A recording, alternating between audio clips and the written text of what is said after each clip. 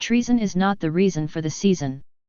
Episode 8, Militia Selective Service Act of 20xx, MiSSA20xx. This video describes Militia Selective Service Act of 20xx and how it follows in the footsteps of the founders with regard to the Constitution, Second Amendment, and militias. The next video explains how this law would reduce gun crime in the U.S. The Militia Act of 1792 was passed by Congress and signed by President Washington 1 year after the Second Amendment was ratified, and it reflects the founders' vision and intentions with regard to the Constitution, the Second Amendment, and how they intended militias to operate in the U.S.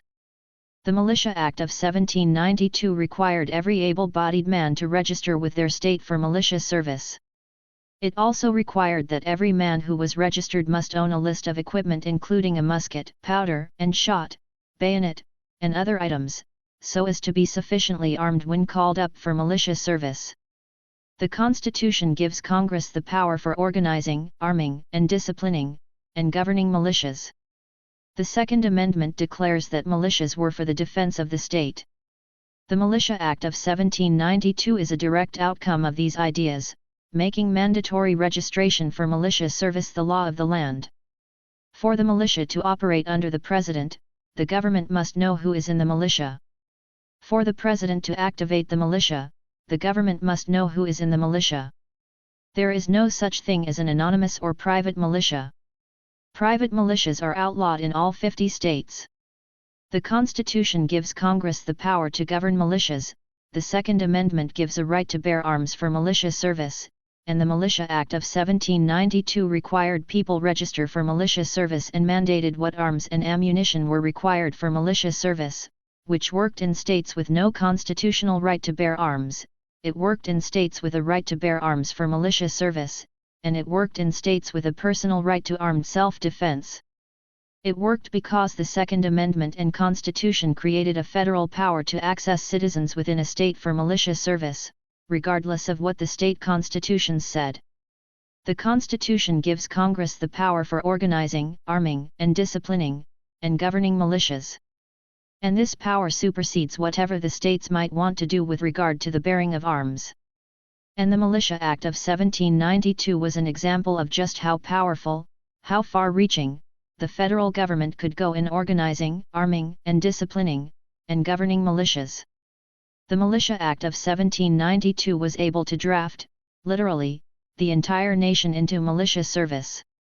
And that power still resides in Congress, is still protected by the Constitution, and still overrides certain aspects of what states may want to do with regard to arms. The Militia Selective Service Act, MiSSA for short, of 20xx uses the militia clause in the Constitution to create a federal law for governing militias. MiSSA doesn't create a militia. Rather, it registers people for possible militia service in the future, much like how selective service isn't a military draft, but registers people for a possible military draft in the future. The Militia Act of 1792 mandated that every able-bodied man must register for militia service. And it required every person who registered for militia service to own a weapon and list of equipment. MiSSA doesn't require every able-bodied person register for militia service. And it avoids the economic burden of requiring people purchase a weapon for militia service. Rather, MiSSA requires everyone who owns a weapon to register with Militia Selective Service for possible militia service, and rather than require every person buy a particular weapon for militia service, MiSSA has people register their existing weapons for possible militia service. This significantly reduces the economic burden of MiSSA compared to the Militia Act of 1792. The Militia Act of 1792 required every able-bodied male to purchase a gun and equipment for militia service. MiSSA says that anyone who owns a gun must register themselves and that gun for possible militia service. If the government finds that it needs to quickly form militias, and needs people and guns to arm these militias, then MiSSA would provide a list of people and guns available to fill those needs. Not everyone who has a gun might be in tip-top physical shape to be on the front lines, but if a person can carry a gun in private life, they can probably sit around and guard a water tower if called into militia service. And if a person simply cannot be used for militia service, they would still register under MiSSA because their gun might need to be borrowed by the militia. If the government decides it needs a militia armed with shotguns, and it needs that militia to be the most physically fit individuals, then the government could start by drafting from MiSSA registrants who are in their 20s and own shotguns. If there are people registered under MiSSA who are in their 20s but own handguns, the government might draft shotguns into service from other militia members who are too old to serve, but can loan their firearm for militia service to someone who can serve. Everyone registers because even if they can't serve, their weapon might be needed by the militia.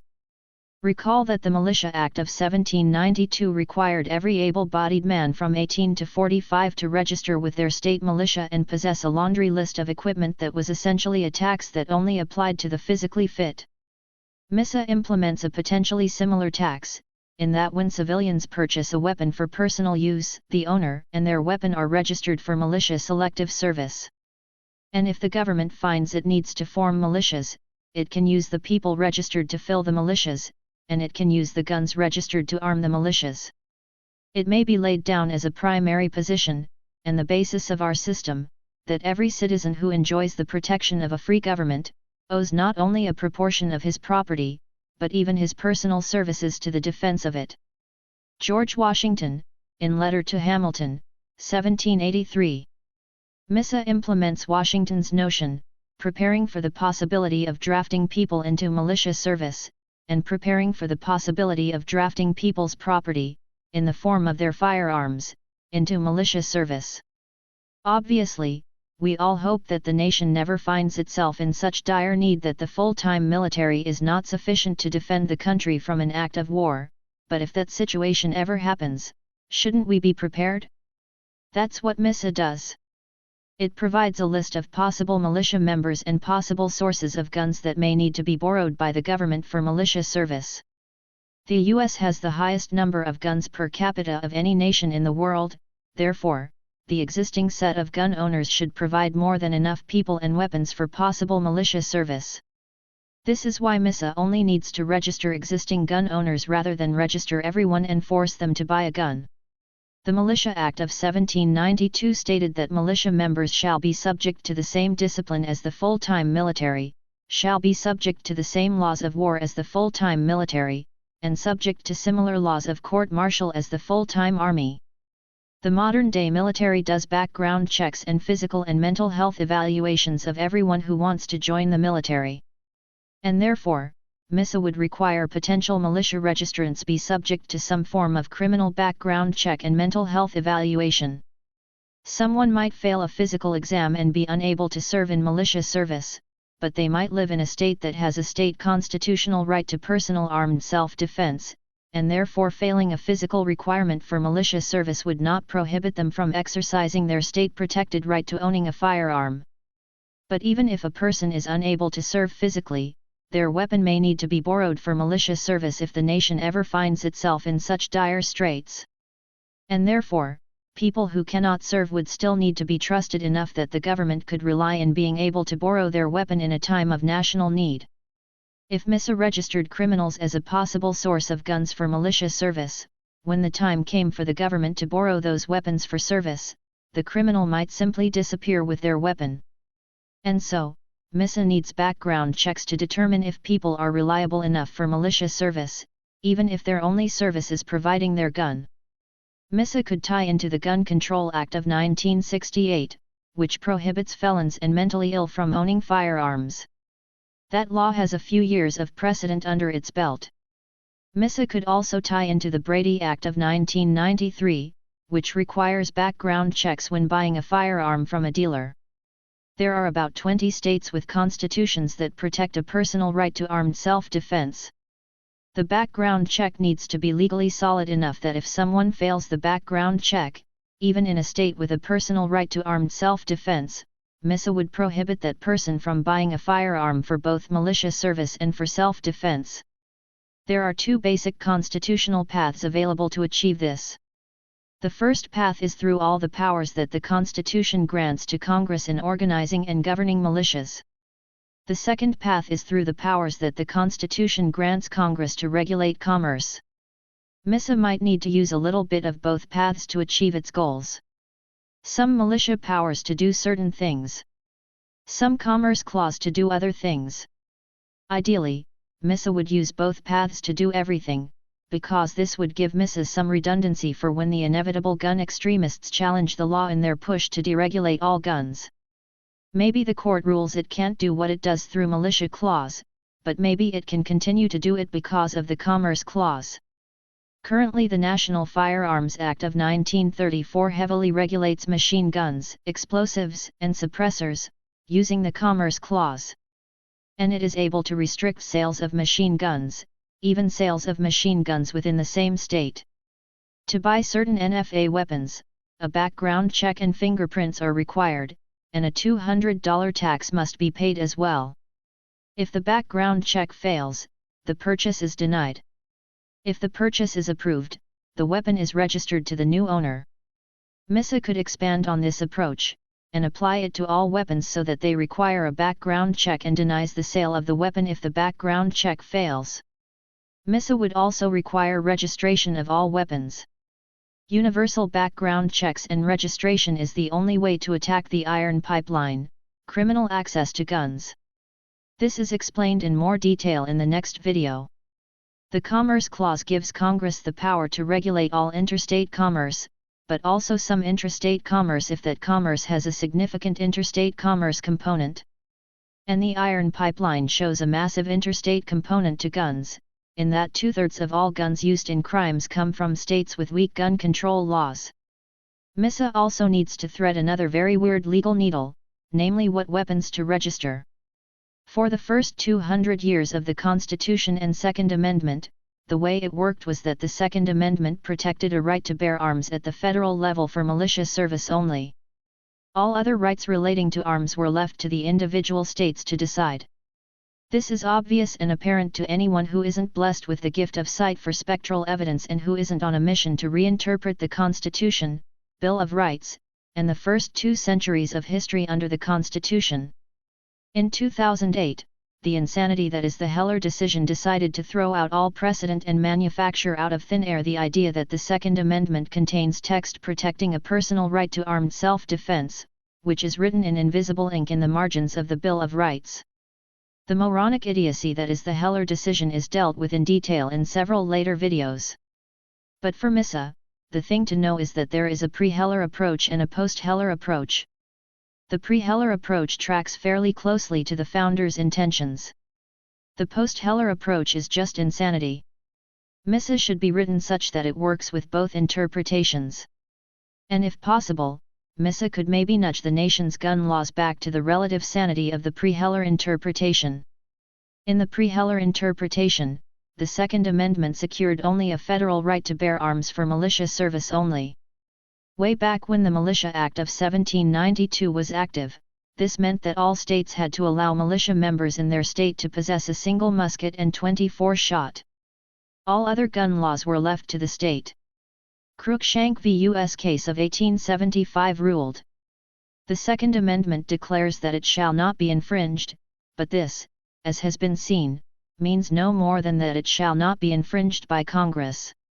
This is one of the amendments that has no other effect than to restrict the powers of the national government. Cruikshank points to the intended design of the Constitution, Second Amendment, and Militia Act that worked together as a system to make sure that not only does the federal government have access to state militias and that all states must allow for militias, but also that all non-militia arms are regulated by the states as they see fit, and the Militia Act of 1792 defined militia arms as a single musket, 24-shot, and a quarter-pound of powder per militia member.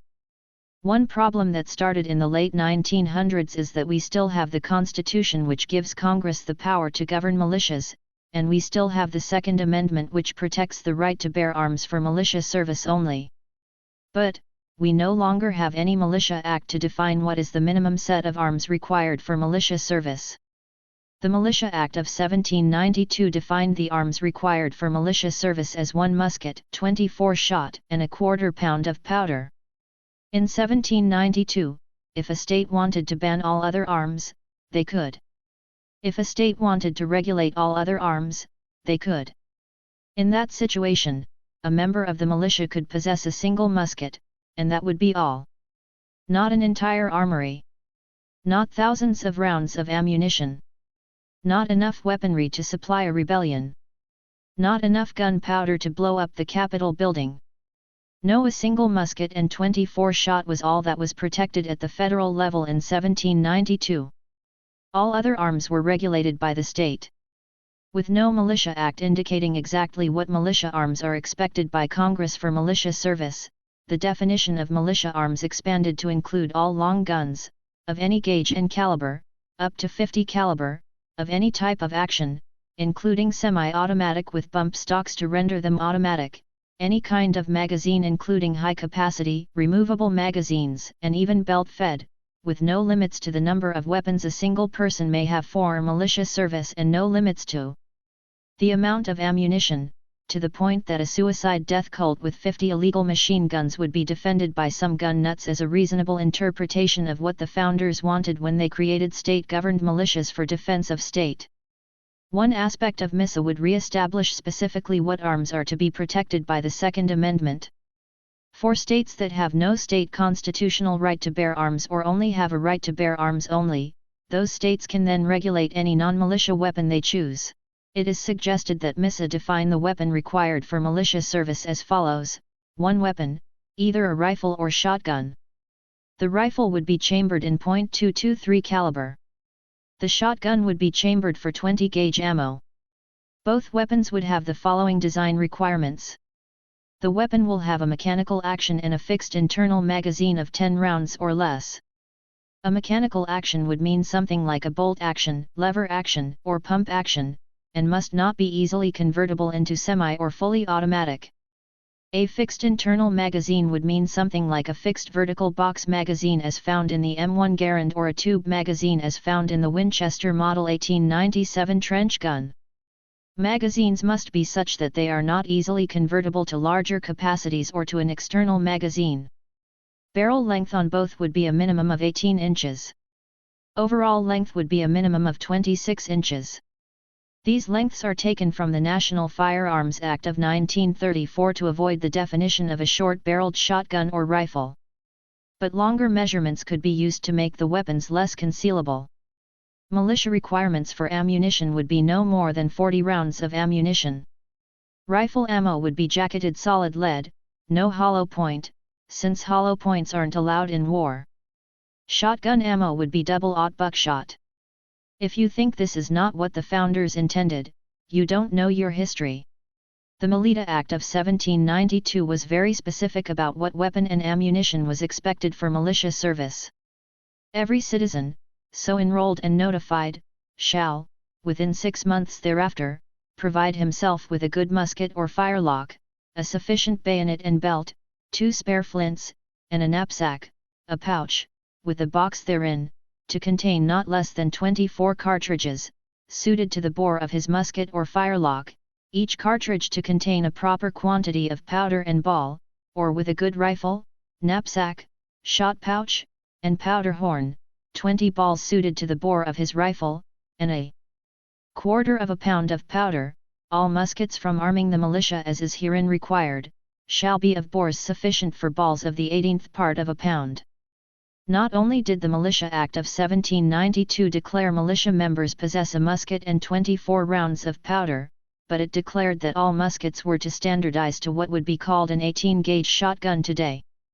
MiSSA would establish that as a minimum requirement for militia service, militia members possess one of the above 2 described weapons, either the rifle or shotgun, and 40 rounds of ammo. What does this do?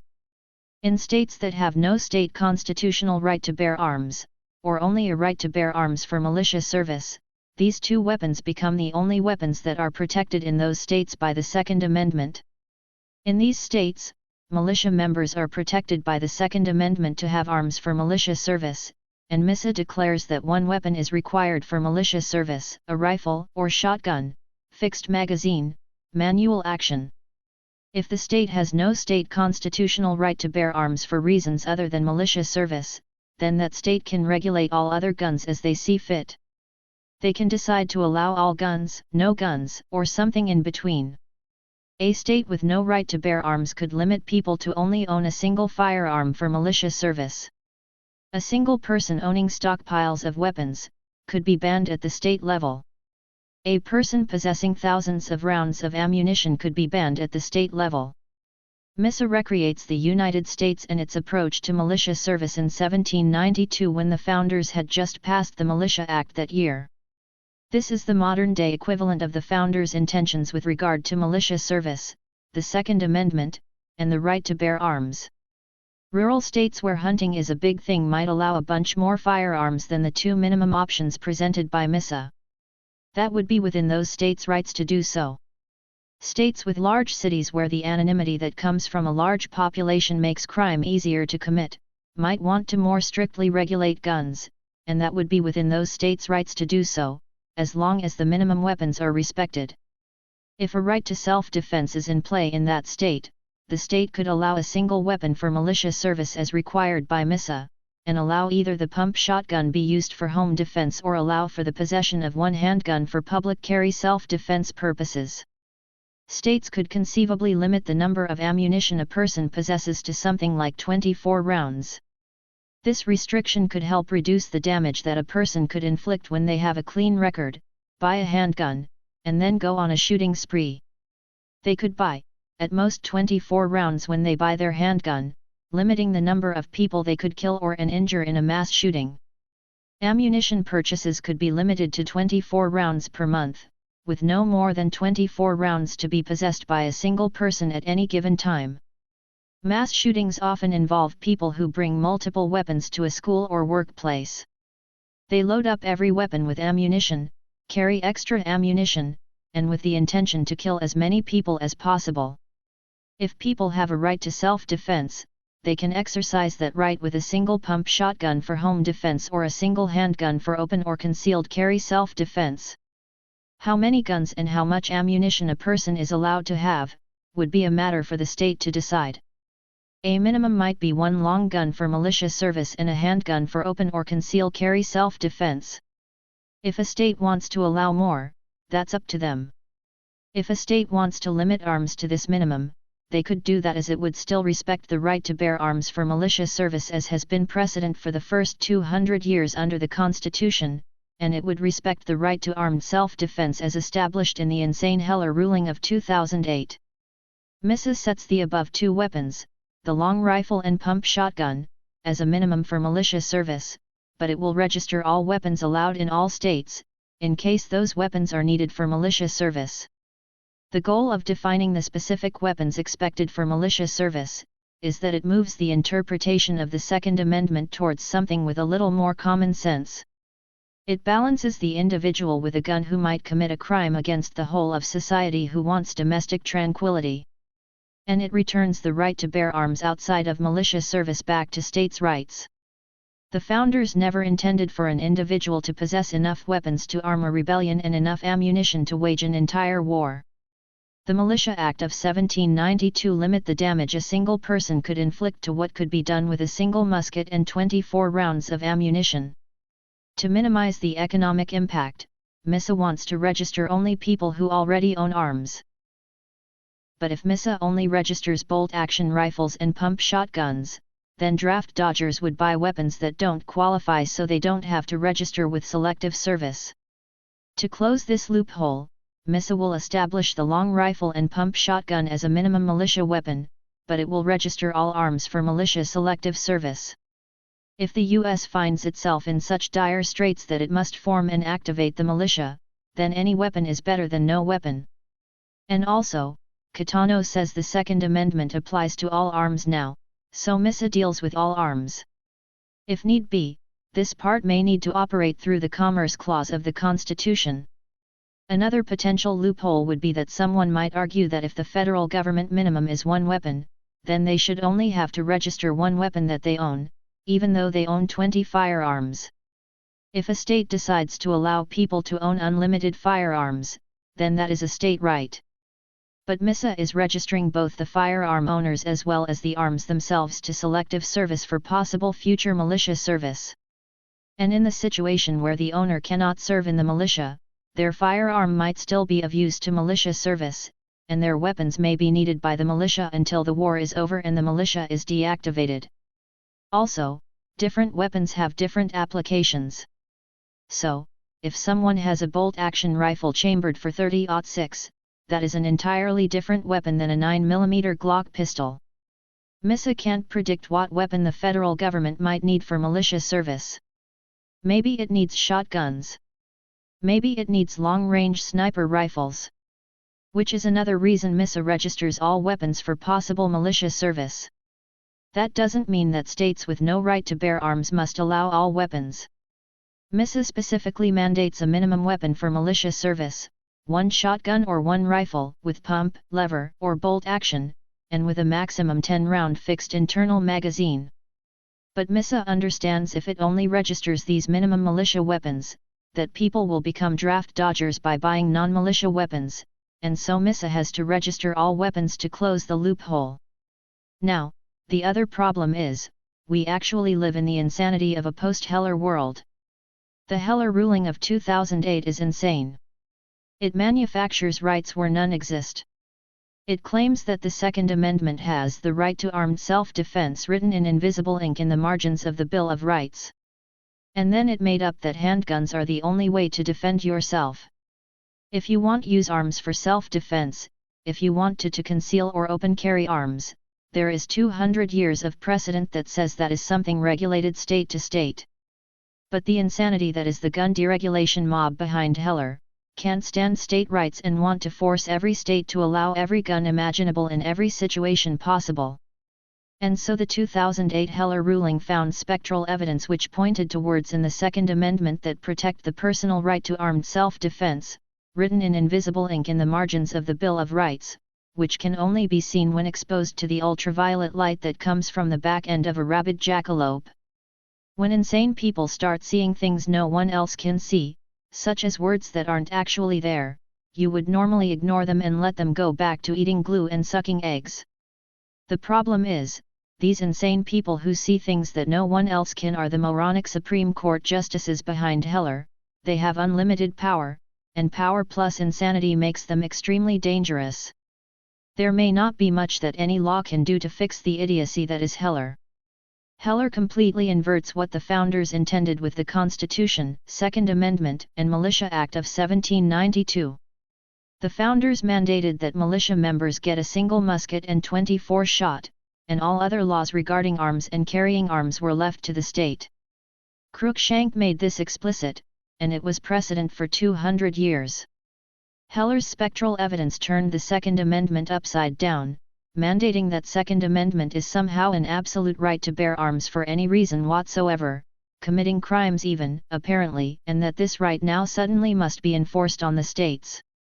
It did so by referring to the Nunn case by a state judge 5 times and ignoring the Supreme Court's Cruikshank case which came later and should have established precedent. The judge who penned the Nunn ruling, he was pro-slavery and pro-secession, and the Nunn ruling gave white slave owners in Georgia the right to bear arms at all times to keep slaves in check, and it also gave white slave owners in Georgia an unlimited right to bear arms a mere 15 years before the Civil War started. Can Heller be fixed? Not sure. How do you use the rule of law and precedent to fix a bad ruling when the court itself makes clear it has no respect for the rule of law or precedent? I have no answer for this. If the rule of law and precedent had been followed, Heller would never have happened. And as long as insane judges who see things that aren't there are on the Supreme Court, any attempt to fix Heller will simply be thrown out by the same insane judges based on more spectral evidence they conveniently find. MiSSA doesn't fix Heller. MiSSA is more like a triage bandage. It might hold the nation together long enough that the people can figure out a way to fix the Second Amendment so that insane judges cannot reinterpret it however they want.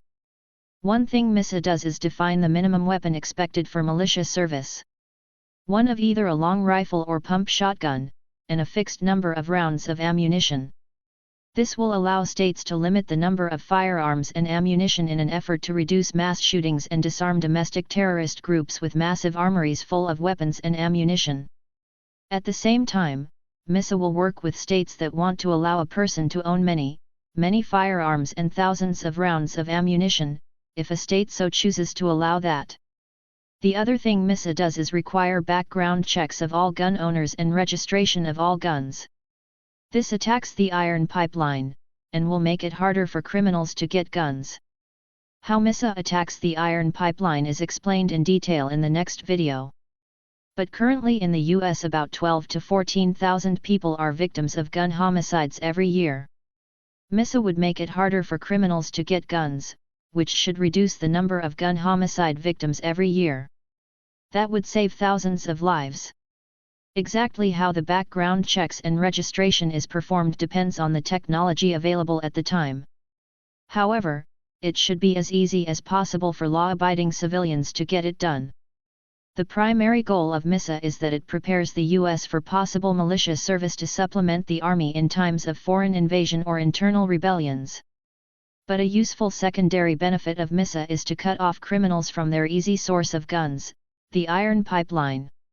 Law-abiding citizens are not what feeds the iron pipeline, but law-abiding, gun-owning civilians are an important asset in helping locate and attack the iron pipeline. How this works is explained in detail in the next video. But the more people who support and implement the background checks and registration, the more guns you take out of the hands of criminals. So you want a system that makes it as easy as possible for law-abiding civilians to follow.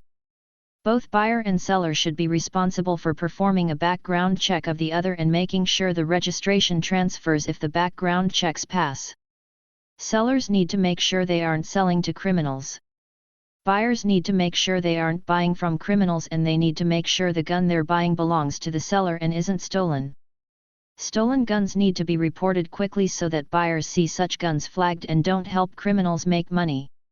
A system that allows background checks to be performed at any gun store, police station, perhaps even any DMV, for some low, fixed fee, would allow buyers and sellers to do the paperwork with the least impact on their lives. MiSSA could mandate that any licensed gun dealer must perform a background check for any third-party sales for a fixed fee. So, if a private citizen wants to sell their gun to another private citizen, gun dealers would be required to do the paperwork for them for a fixed fee. Even if the gun being sold isn't owned by the dealer, the law could mandate that gun dealers must perform the paperwork for the buyer and seller for some fixed fee, to avoid price gouging on the store's part. The goal is to make it as easy as possible for people to follow. The next video explains how MiSSA makes it harder for criminals get guns and reduces gun violence. Treason is not the reason for the Second Amendment. Treason is not the reason for the season.